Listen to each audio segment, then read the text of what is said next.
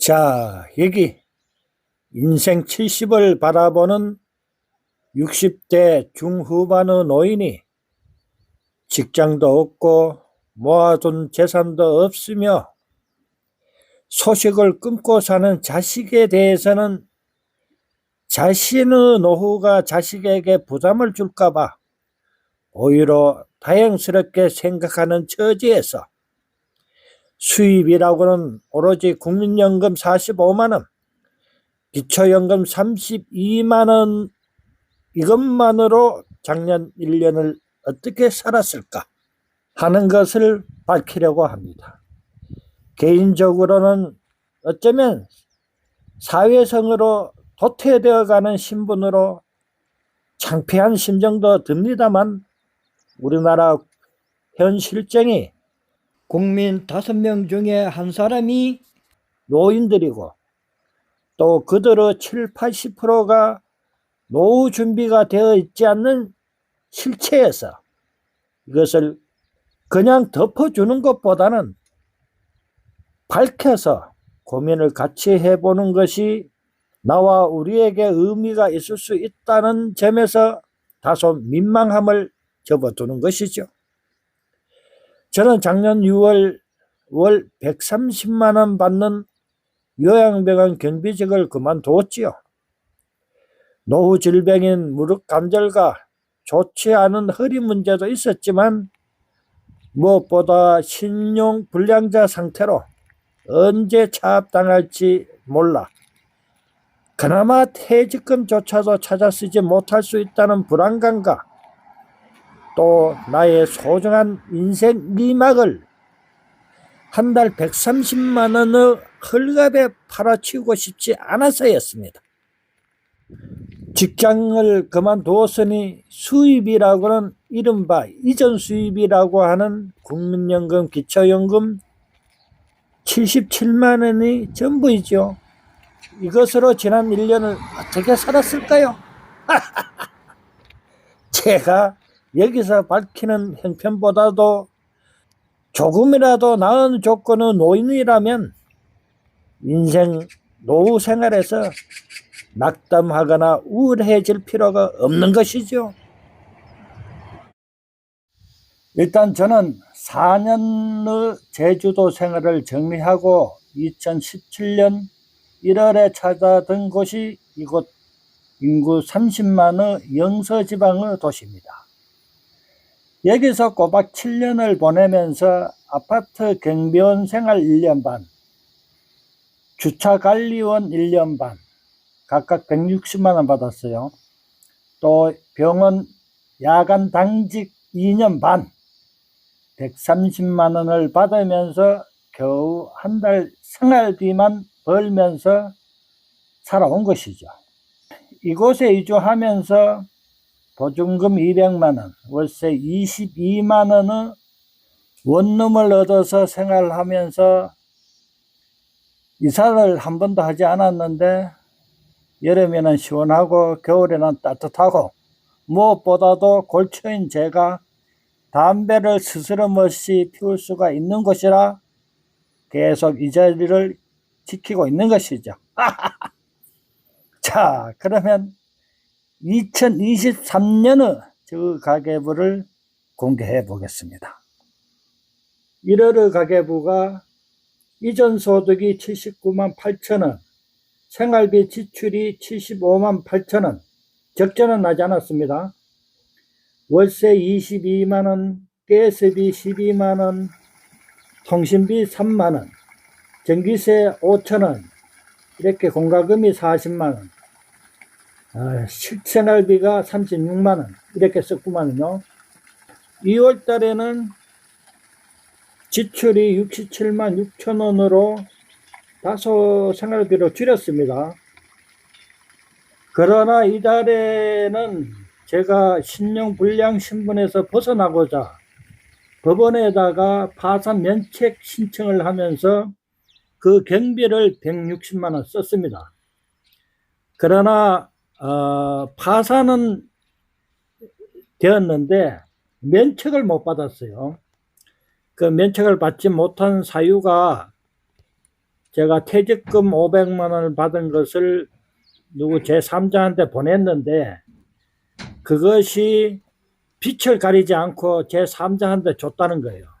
그래서 그 채권자들이 그 내 돈 500만 원을 받은 사람한테 압류를 할 수가 있대요.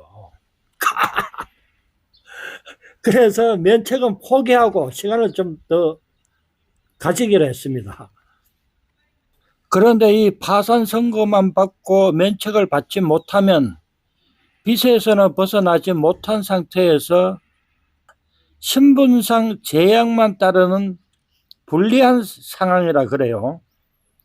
혹시 이 비슷한 경우에 처한 분이라면 이 점을 유의해야 할 것 같습니다. 저는 이 500만 원의 시효가 문제되지 않을 때까지 기다렸다가 다시 면책 신청을 할 예정입니다. 이 방송국의 특집 방송을 보니까는 저와 같이 이 노인들이 이런저런 사례로 사기들 많이 당하더라고요. 참 세상에 말이죠. 얼마나 안타까운 일입니까? 3월 달에는 수입이 102만 5천 원으로 늘어났는데요. 이때쯤에 제가 주거 지원비를 신청했어요. 그래서 4월 달부터는 주거 지원비가 11만 7천 원씩 매달 지급되죠. 그러면은 저의 이전 소득은 국민연금, 기초연금, 주거 지원비 이렇게 세 가지로 늘어납니다. 그래서 4월달 경우에는 이전 소득이 89만원, 지출을 75만원 이렇게 썼구만요. 그리고 5월달에는 좀 특이해요. 제가 전에 근무하던 그 주차 관리 그곳에서 직원이 갑자기 빠지는 바람에 제가 대타로 알바를 뛰면서 알바비를 한 200만 원 받았어요. 그런데 이달에는 핸드폰을 새로 구입했어요. 근데 제가 이 유튜브를 하다 보니까는 그 공짜 폰을 쓰다가 좋은 거 145만 원짜리를 샀거든요.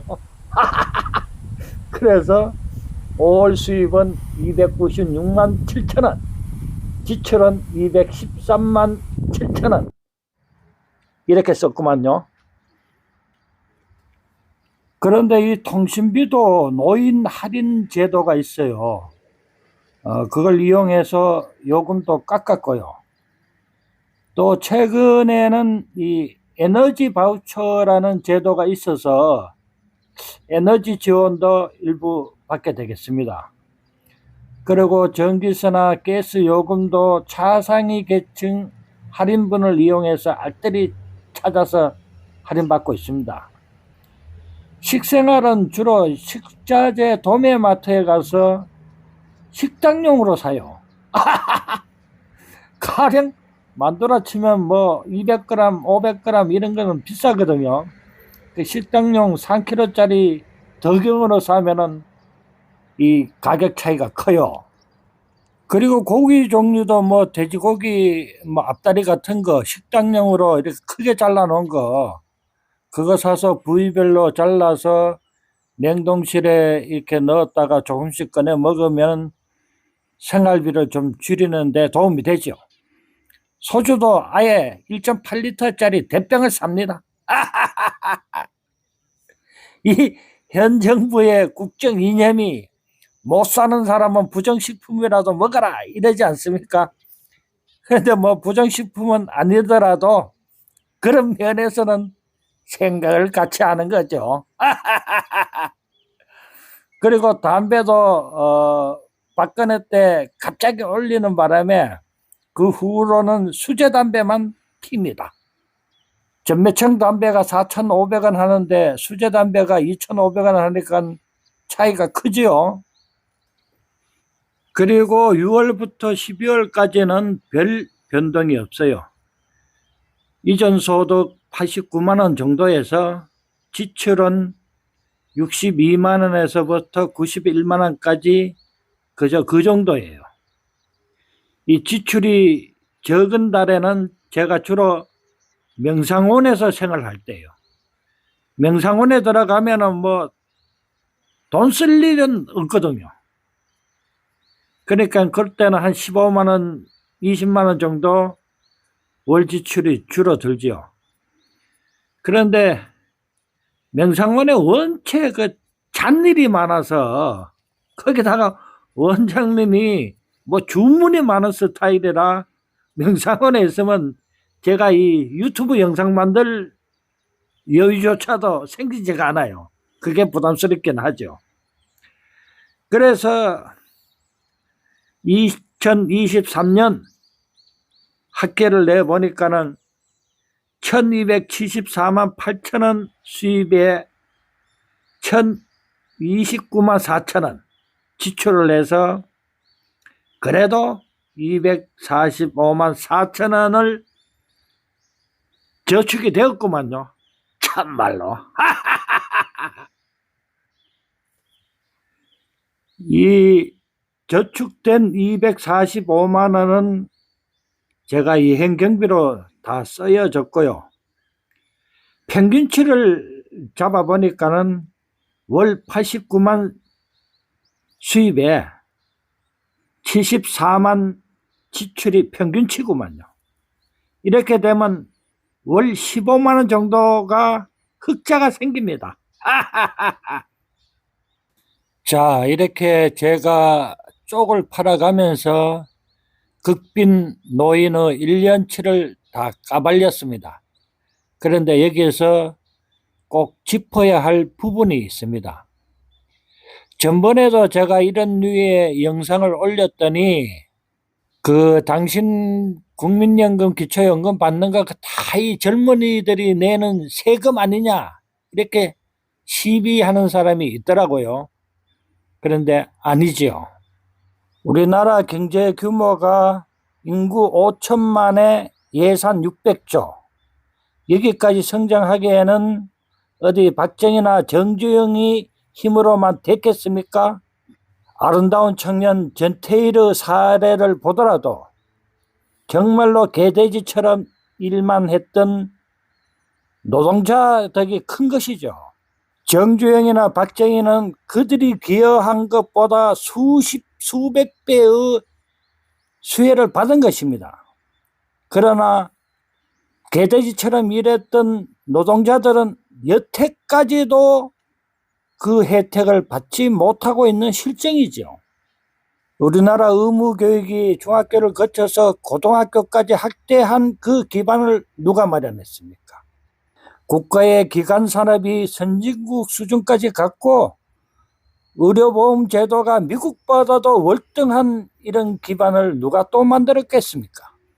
수입이 생기면 반드시 세금을 내고 많이 벌면 많이 내고 적게 벌면 적게 내는 게 조세의 원칙이죠. 그러나 어떻습니까? 누구나 다 똑같이 내는 간접세 비율이 월등히 높으면은 상대적으로 적게 버는 사람이 세금을 더 내는 셈이죠. 대표적으로 부가세 봅시다. 옷을 한 벌 사거나 짜장면 한 그릇 먹어도 10%의 세금을 또박또박 내는데 삼성의 이재용이나 저가 똑같이 짜장면 한 그릇씩 먹었는데 똑같은 세금을 낸다면은 돈 많이 버는 이재용이가 세금을 더 내는 겁니까? 돈 못 버는 저가 세금을 더 내는 겁니까? 탁골공원에서 식판 들고 줄다툼하면서 무료 급식소에서 밥 얻어먹는 노인들이 부자 감세 정책에 정치 잘한다고 옹호하는 것이나 동네 식당에서 일하는 아줌마가 학교 급식소 직원들의 정규직하에 정규직이 왜 필요하냐고 하는 것은 누구를 위하는 것입니까? 부자가 가난한 사람을 위한다면 이타적인 사고이지만 가난한 사람이 부자의 이익을 도모한다면 그것도 이타적인 삶입니까? 젊은이들도 자기네 세금으로 노인들이 복지를 누린다는 일배 같은 생각에서 벗어나서 늦었지만 지금이라도 복지 정책의 기반을 닦는다면 길게 수혜를 받을 사람들은 바로 젊은이들 자신들이죠.